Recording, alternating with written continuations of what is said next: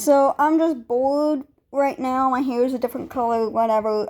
So I'm just gonna talk about my thoughts on the Twilight books and movies since I'm a little bit older now, and I also just got done watching uh I just got done watching most of the movie slash book reviews of Crimson Rogue. Hey, one of my favorite YouTubers, poor dude, is going through a lot and just like everybody else, and he's also trying to figure out how to I think he's still trying to figure out how to like get more of his old videos posted on the internet because I really miss them. Anyway, so I was watching those because he's one of my favorite YouTubers, and he kind of like helped me inspire to want to be a writer more and read more books, which I'm struggling to do right now. But hey, it's happening with everybody during COVID. But basically, I started like looking back on the series as a whole and some of the movies. I didn't watch every single movie. I just watched like from Twilight to Breaking Dawn Part 1 because Breaking Dawn Part 1 just killed it for me. Uh, but anyway, we all know the story, we all know how it goes, and I'm just not gonna go on a full review. I'm just gonna talk about my thoughts about everything. When I first started reading the series, because it was kind of a coping mechanism after all the crap I went through, with the move and then going to a new school and not knowing anybody and also just losing a parent. Basically, I actually thought it was actually an okay allegory of like what really feels like to have a blank character, but also like have some semi traits of like genetic depression because it was kind of, I think it was like mentioned in the book at least once that there was genetic depression. I kind of like the fact that in some aspects that Edward was kind of like what we want for a dream boyfriend, and then I guess you can say Jacob is a little bit more realistic of an actual boyfriend that we want, but I'll get to that a little bit more because I am a little bit older right now, but I'm just like saying this is when I was a teenager, guys. Like, don't fucking shit on me for this. This is when I was a teenager. So, that it was that. I also kind of like the fact that, like, if you really think about it, I also kind of like the fact that, like, Bella Swan's, human friends were, like, if you really think about it, they weren't really that important to her as much as she thought they were. Because, I mean, I guess if you really think about it, I'm not, like, this, and this is coming from someone whose most of her friends are from high school. I'm not gonna lie, though, sometimes you sometimes realize maybe not everybody you talk to in high school is, like, that important, and I kind of dig this vibe. She probably only really talked to them because it was the only thing she could do, like, it was the only other thing she could do, and whatever, and I kind of got this vibe she was socially awkward even in Phoenix. I mean, I don't think they really even talked too much about, like, any of her past other than, just her childhood of, like, going to Fork sometimes and then dealing with her, mother and father not getting along and her mother realizing, damn, I really don't like the cold, I prefer the heat, and blah, blah, blah. And I'm not gonna lie, I do find it a little bit boring that Bella Swan doesn't really have much of a backstory, but again, we're supposed to put a little bit of ourselves into Bella Swan, so, which, hey, that's fine sometimes, but I guess it would be a little bit more nice if she actually had a slight bit of a personality, but again, I don't really care that much. Anyway, so, don't get me wrong, when I was getting a little bit older, I did start realizing, like, damn, why is anybody team Jacob? He's kind of a jerk. Now, with everything out of the way, let me tell you what I think of the series now since I'm a little bit older and a little bit wiser. I still do consider the series as a guilty pleasure, but I'm just gonna be perfectly clear. I find Jacob one of the most annoying, aggressive, jerky, and asshole love interests, and also discrimination against Native Americans I've ever read in a book.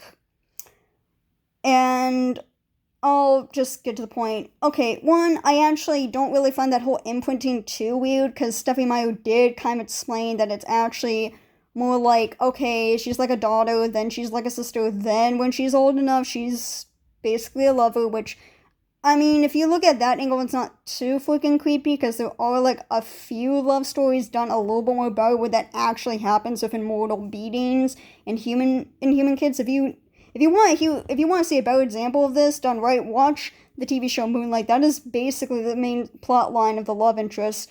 Go watch that. It's really good and it's done way better. But I personally do have to agree to some extent that plotline is really creepy. And there's actually two problems I have with that plotline that I really don't like. And I'm going with this first because I don't want people to think I approve of it. I don't fully do so. Is because, one, Jacob was in love with Bella, Ren and Esme's mother.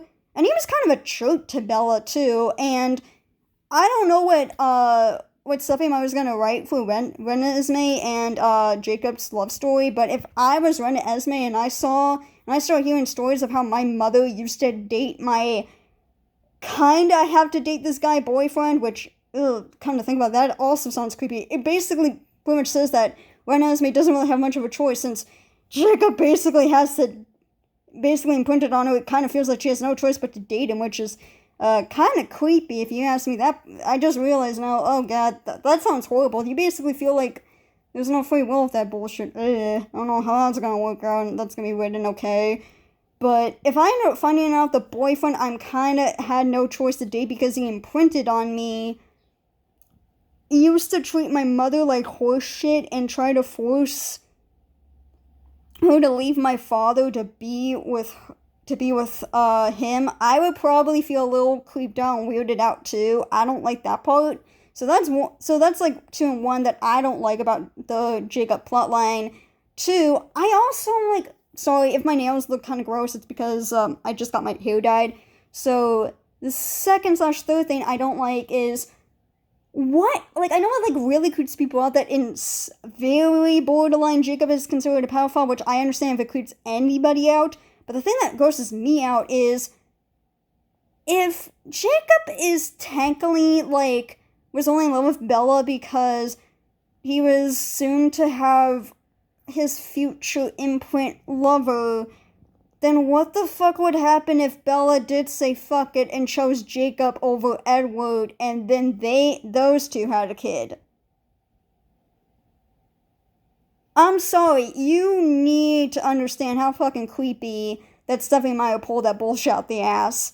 Also, I didn't really like the fact that actually they aren't really werewolves, they are like shapeshifters, but fucking whatever. Anyway, so I didn't really like that part. I didn't like those 3 parts. The other thing I didn't like about the book is that, honestly, I did not really like reading Jacob's plotline. I mean, I guess it was kind of nice to see a little bit of how his mind works, but it's like, because even when I was younger, I'm just like, oh my god, Jacob, shut the fuck up. I really hated reading his monologue. He just seemed like he was just always in such a bitchy-ass mood. He always, like, his entire inner monologue was either he's in love with Bella and he wants to murder Edward, and that's all he fucking thinks about is, like, wanting to be with Bella and murdering Edward. Actually, I think there's more thoughts of him wanting to murder Edward than there are about, like, about him being in love with Bella, which actually, oh my god, okay, so you know how I just brought up in 2 minutes ago about how, like, what if, like, Jacob falls in love with, like, him and Bella's baby, which I don't think Stephanie Meyer really thought that through. There's actually a part in Breaking Dawn, the book, where Edward actually suggests that if they actually end up killing Edward's baby, Jacob is totally allowed to have sex with Bella to have his baby. Like, again, ew. Like, did Stephanie Meyer not really think that through? Honestly, I think she just wanted a 4th book because she wasn't satisfied with Eclipse. I don't know. Honestly, I think she should have just stopped at Eclipse. I mean, if she just wanted to write a book about Bella becoming a vampire, I think she should have just stuck with that plotline and never given them a baby. Because I think Bella having a baby kind of ruined that whole series. And also, it's like, okay, it's fine if, like, she finally gets married with Edward and she finally, like, has sex, but it's like, why couldn't they just stick with the whole bullshit of, like, vampires can't have babies? Honestly, I kind of feel like Stephanie Meyer wanted to make the book longer, and she just put the baby plotline in, because fucking whatever. And again, I hated the fact that, like, because it's kind of obvious that Stephanie Meyer only written Jacob to be imprinted on Ren Esme, just because she wanted to figure out a way to make the wolves not want to attack the baby anymore, or, like, want to hurt Bella. and she read herself in a corner. Again, I think her book would have been just way more better if she just went straight from the wedding scene to the honeymoon, and then went straight to Bella becoming a vampire, and just maybe a little bit of her struggles, or hell, just maybe the Cullens just still trying to fucking figure out, like, why the fuck is Bella, like, not acting like a newborn, and, like, maybe they actually answer a question. I don't know, but I don't know. I think, if I remember correctly, around the time that Breaking Dawn came out, I think it was, like, partially that half-breeds in vampire media was, like, becoming really popular when Breaking Dawn came out. I'm not entirely sure. I think that's why Stephenie Meyer wrote that part in the book, but honestly, it was just, like, honestly, I think it just would have been better if, like, we actually understood, like, if it's actually physically humanly possible, if a newborn vampire can actually control their emotions depending on their abilities, and they actually went to go find other newborns to like make sure that they don't go crazy. That actually, it still would have been something to discover. It actually would still been something for them to like try to figure out, and they would have actually got an answer instead of that doing that whole like half human, half vampire thing. That would have actually been okay for a prequel book. Just don't make it Bella's baby and then make Jacob fall in love with her. I'm sorry. I kind of feel like Breaking Dawn and just Jacob's fucking attitude kind of just like ruined the book series for most people, or just ruined it in general. And it's like, this is why, like, the first Twilight book is, like, my favorite book. I only read the entire series 3 times, all the way through, just because it was kind of one of my dumb book rules I gave to myself when I was a teen. But honestly, even though Edward's a fucking jerk, I had a conversation with a friend of mine about this. At least Edward has a little bit of an excuse where he's a little bit possessive with Bella. It's kind of obvious that Bella is obviously the fucking first girlfriend he had in like 100, 200 years, which is very much stated in the book, so it makes sense he probably doesn't know how to act around a girlfriend. And for all we could have known, could have been like her very first. Edward could have been like her very first girlfriend ever. I mean, I know there's like a book through Edward's perspective, so I don't know if there's going to be like an actual hint that he did have like one other girlfriend and he's just so out of practice he doesn't know how to treat a girlfriend. I don't know. I haven't read that book. But it's just like, that actually makes sense why he's a little bit possessive. Like, yeah, you don't like it, and yeah, he's kind of creepy and stalkish, but again, he's a nearly 200-year-old vampire that has not had a girlfriend in a while. This dude has not been laid in a long ass time. And, you know, at least Edward actually tries to be nice to Bella, even though he only does things to make her happy out of, like, pure annoyance to shut her up, where it's like, okay, fine, Bella, you can go hang out with Jacob just to shut her up, which, yeah, is kind of borderline a little bit abusive, but at the same time, it's like, at least he's trying to be nice to her, and he actually doesn't like the idea of having sex with her because he doesn't want to physically hurt her, unlike fucking Jacob. So yes, Edward is a bit of a dickhead, but you kind of understand why he's a bit of a dickhead. He's kind of a little bit stupidly socially awkward. When did I hit my forehead when I'm about to blow back? That don't make sense right now, but that's just my point of view on it. And also, I kind of remember the movies. I guess you can say they're somewhat accurate, but me personally, I just found the movies so damn boring. Like, I really only watched like the first Twilight movie just because my mom couldn't get the third Underworld movie, and I guess the CD was scratched, and she just wanted me to have my little vampire movie fix, so she just gave me the first Twilight movie. But yeah, honestly, the movies are just boring. The characters have become nothing but sheets of paper, even more than the book.